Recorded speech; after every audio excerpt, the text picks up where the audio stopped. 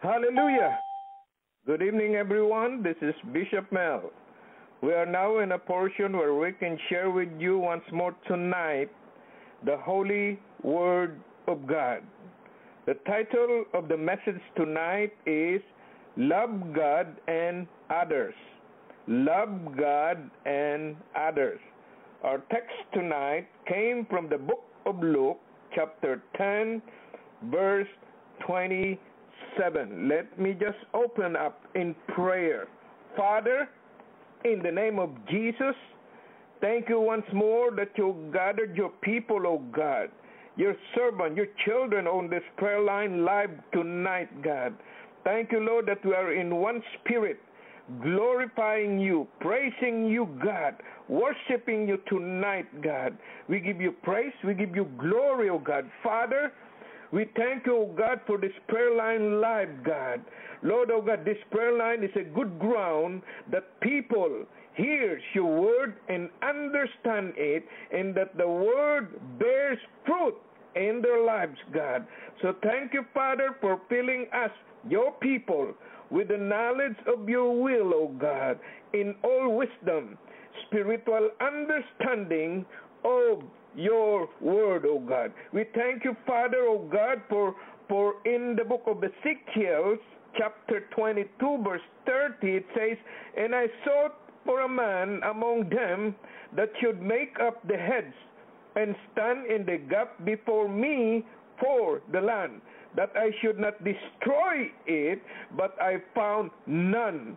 But thank you, Father, O God, in Jesus' name, whoever lives to make intercession for us.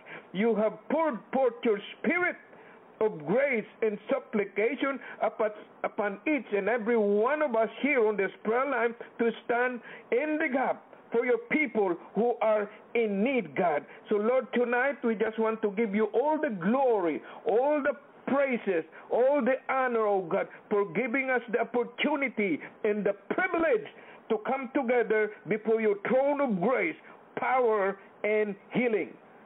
The title of the message again tonight is Love God and Others. The book of Luke, chapter 10, verse 27, it says here, "He answered, Love the Lord your God with all your heart, and with all your soul, and with all your strength, and with all your mind, and love your neighbor as yourself." You know, it is common for us to wonder whether or not our lives are pleasing in God's sight. That's why it is troubling when we are unsure about it. Yet we often make spirituality too complicated. The truth is that spirituality is simple, a matter of loving God and loving others. That's why Jesus made this very clear when he was approached on several occasions concerning the greatest commandment or the true meaning of the laws of God. That's why his answer to this question was always the same. Listen to this. His answer to all these questions are always the same. Love God and love others. You know, on a number of occasions and in different ways, Jesus was asked to define the requirements for eternal life. His answer was always very simple. Love God and others.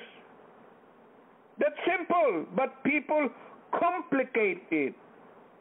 Jesus' answer contrasts sharply with the way other people tend to respond to the subject. Humans like to make living for God complicated. They make long lists of rules to follow and things people have to do in order to please God. They have shopping lists of prayer of how to love God. So Jesus' response would be the same today as it was when he walked the earth.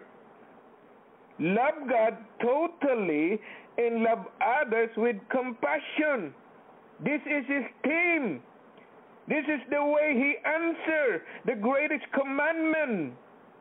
So as you consider this message, try to remember the importance of simplicity in your relationship with the Lord. Don't complicate it in order to enter the kingdom of God when the time comes. If you truly love God with all your heart, body, and soul, would you do something against God to hurt God? No!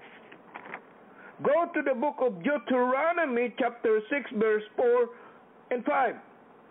Deuteronomy chapter 6 verse 4 and 5. If you truly love your spouse, would you be unfaithful? Would you betray your spouse? Would you be unfaithful in your relationship with him? No. Deuteronomy 6, 4, 5. Remember, in the Bible, the ancient Israelites were told to bind a written copy of the scripture that embodied the heart of the laws of God on their hands and foreheads. They were also instructed to write them on the doorpost of their house and gates. The purpose of this was to remind them of their need to submit daily to the law in order not to sin. The Israelites' lives were to revolve around the law of the Lord. That's their way of life. The heart of the law is described in the book of Deuteronomy chapter 6 verse 4 and 5. It says here, "Hear, O Israel, the Lord our God, the Lord is one.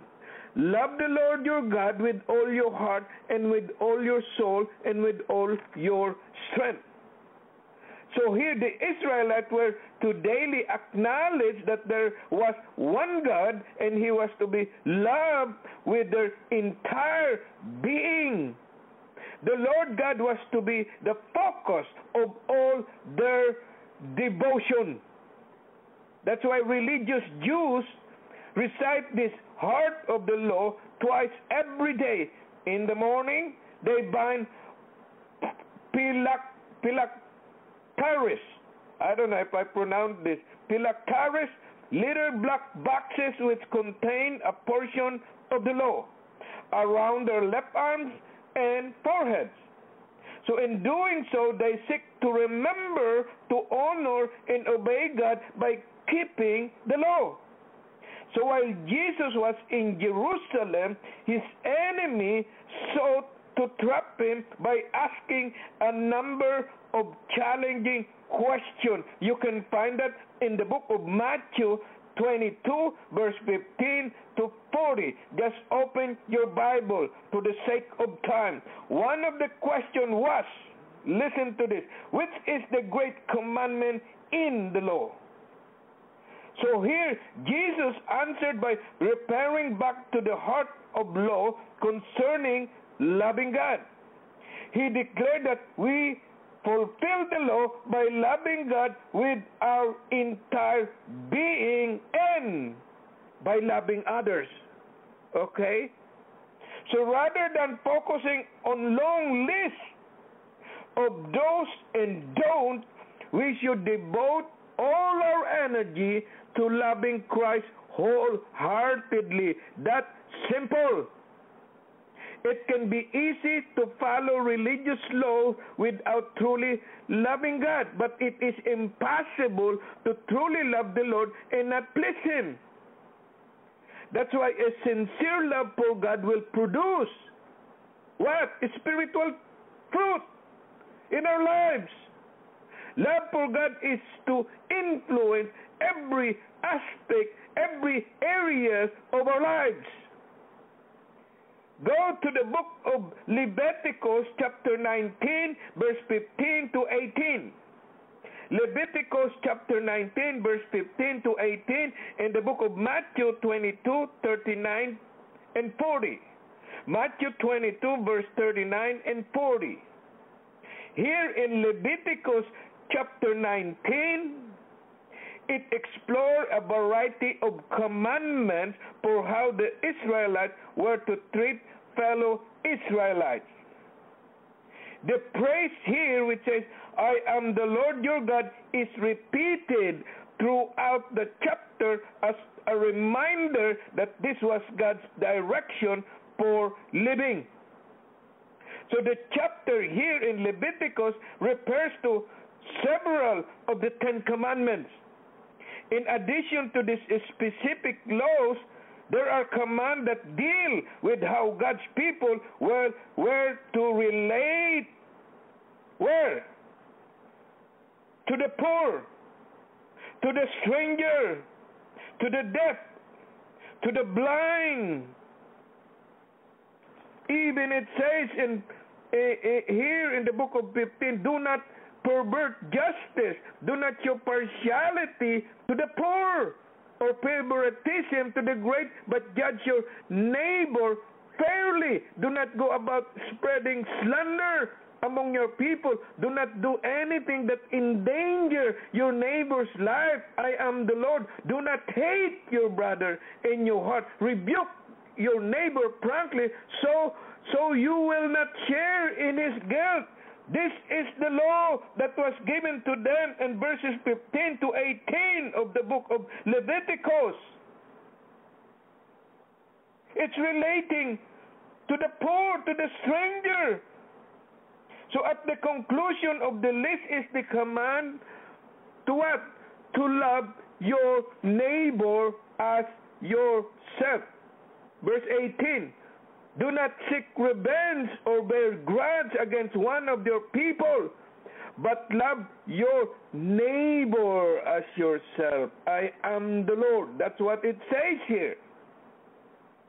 So this commandment summarizes how people are to relate to others. So the Jews, the Israelites of Christ, they tried to what? Reduce their obligation to fellow human being by limiting the laws, meaning reinterpreting it to read, listen to this, they revise the law. It says, love thy neighbor and what? Hate your enemy. That was the revision of their law. Verse 43. So in doing so, they could get away with wrong attitude and behavior because their law is love your neighbor but hate your enemy.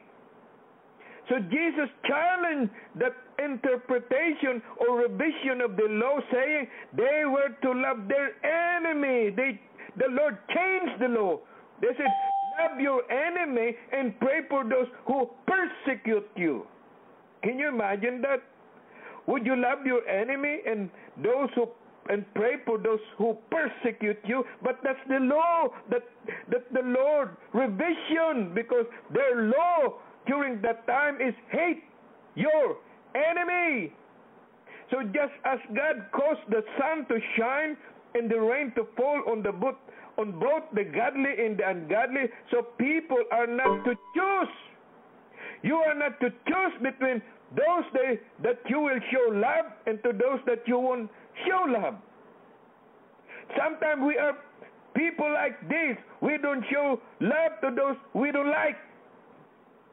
See, Jesus clearly stated that the law and the prophet could be summed up by the command to love your neighbor as yourself. That's what it's saying in the book of Matthew 22, verse 39 and 40.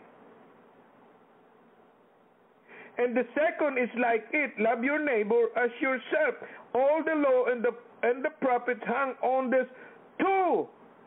Can you imagine? All the laws hang on these two greatest commandments. So loving God supremely in loving others as result as yourself are the greatest commandments of all time.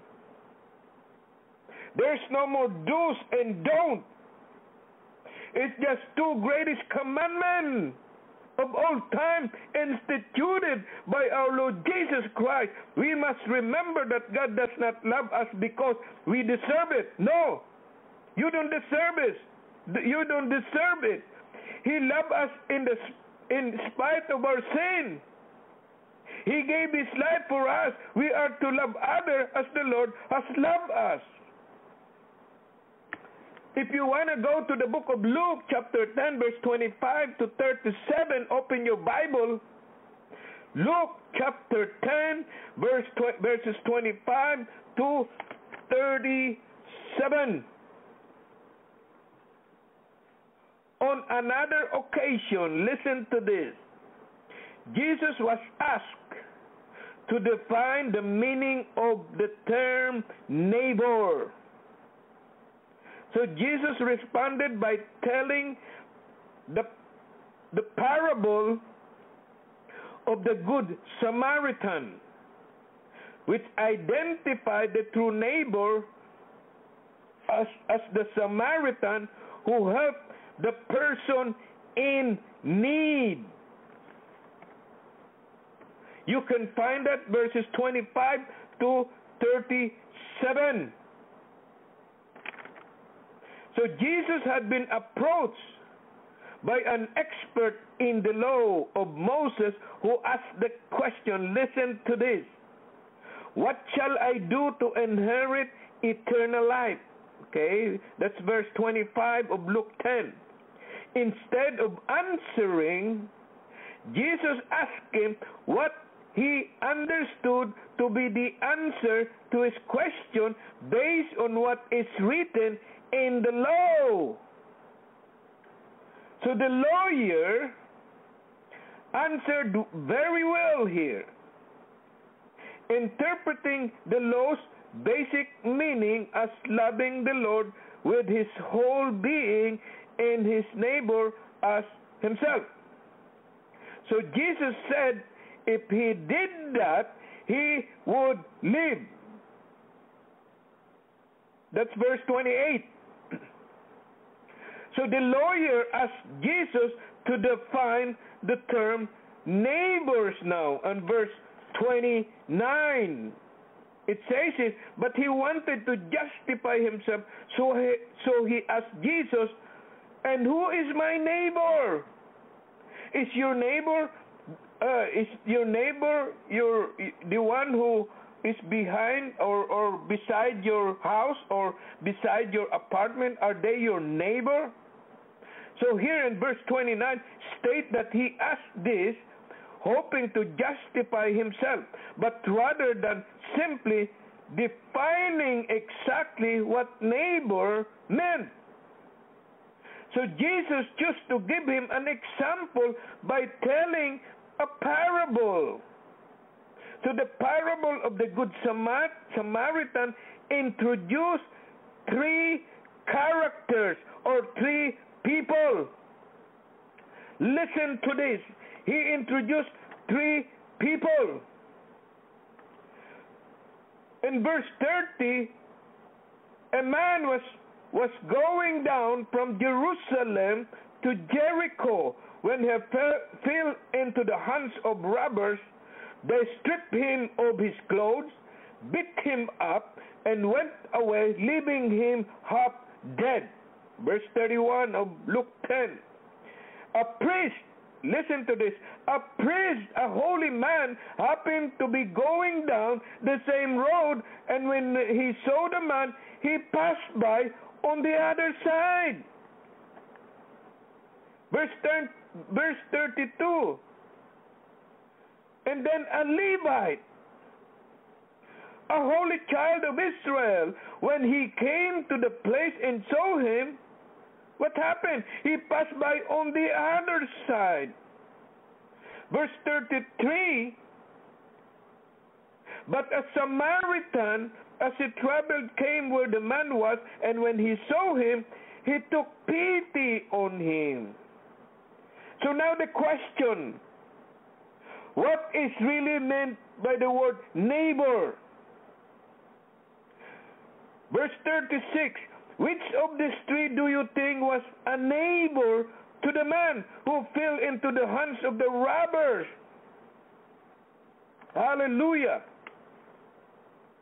So here it's had, in this parable, each of these three persons had the opportunity to love his neighbor. The first two were very religious, a holy man of God, a respected man. These are the two very religious people. And the third person was a despised. People despise him because he is a Samaritan. To them, he's no good person. Only the Samaritan fulfilled the meaning of a good neighbor. Meaning of the commandment of God. Love your neighbor as yourself. So Jesus implied that our neighbor is anyone, listen to this, anyone God brings into your lives.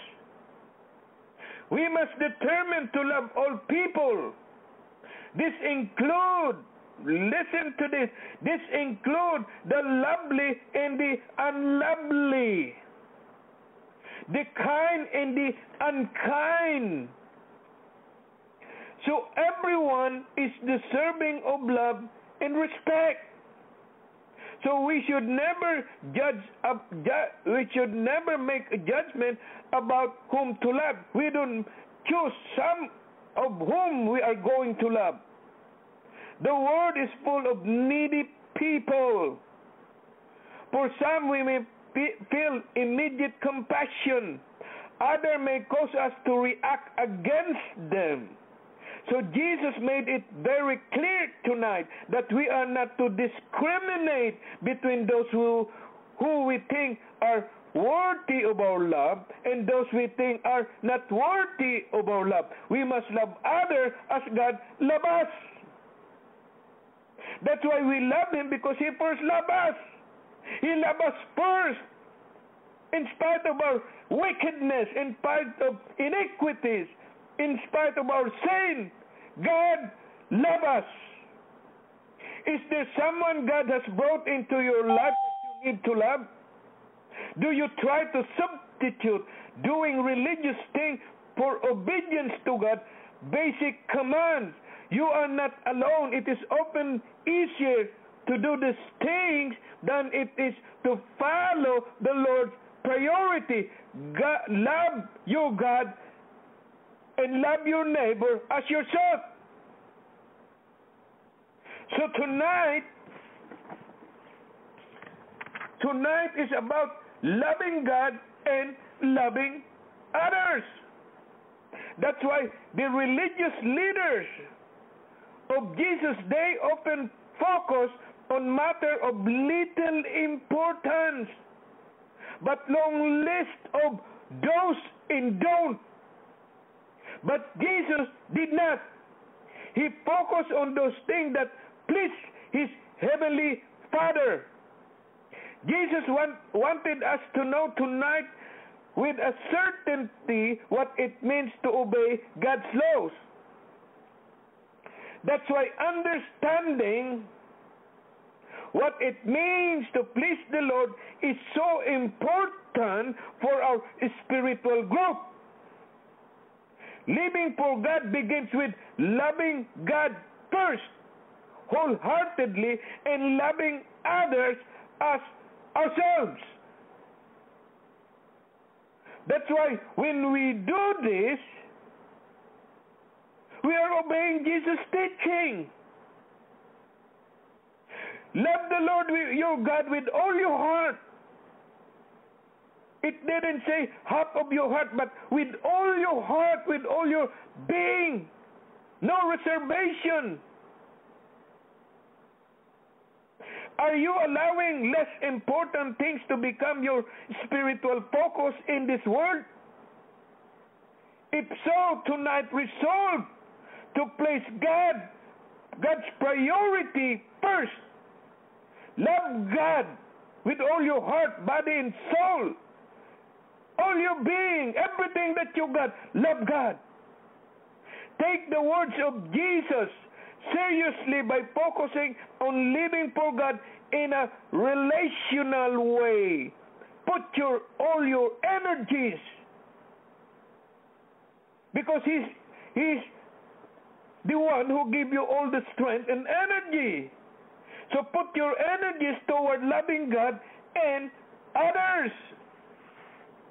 While many religious people thinking often makes love for God a complicated matter, Jesus repeatedly, again and again, sought to make it simple.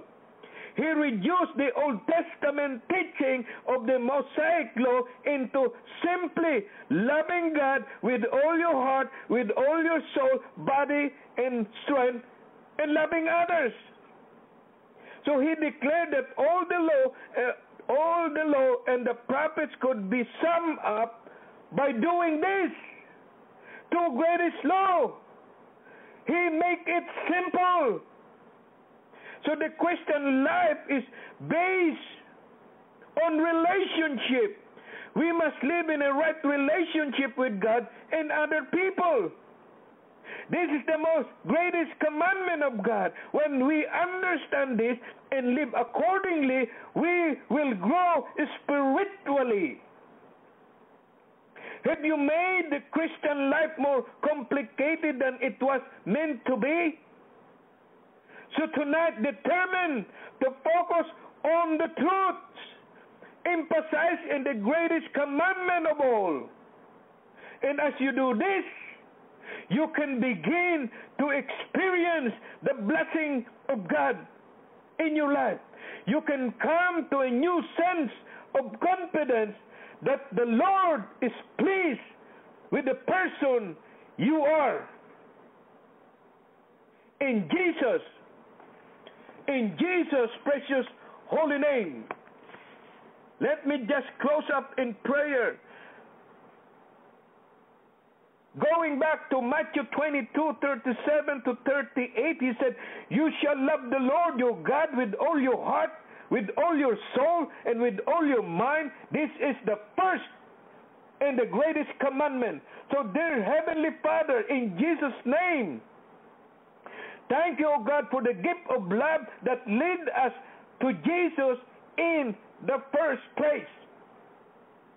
We want to love you more and more fully and more deeply, Lord Jesus Christ. How we praise you and thank you, Father, for your glorious promises that all things will work together for good to those who love you. Nothing shall be able to separate us from your love. The human eye has not seen, and the human ear has not heard all the things that you hold in store for those who love you. Father, always keep us in the center of your love all the days of our lives, God. As we look for the mercy of our Lord Jesus Christ, what He did at the cross. He loves us and gave Himself for us. And we are complete in Him, who is the head of all principality and power. We know, Lord, that at His name, every knee shall bow, every tongue shall confess that He is Lord. He is before all things, and by Him all things consist. When we realize all that Jesus is to us, our heart is overcome with what? With love, with adoration for you, Father in heaven. Thank you, Lord, for the great commandment that you impose upon us. We should love one another, Lord, as you commanded us. We pray that the love you have poured into our hearts by your Holy Spirit will have great effect in us to walk in love at all time for the rest of our lives. We love you, Lord, because you first loved us. You gave your Son to die for us, and there can be no greater love than this. And we draw near to you. And as we do, we know you are drawing near to us. We want to have an intimate relationship with you because we love you with all our heart, body, and soul. In Jesus' precious holy name. Amen. Hallelujah.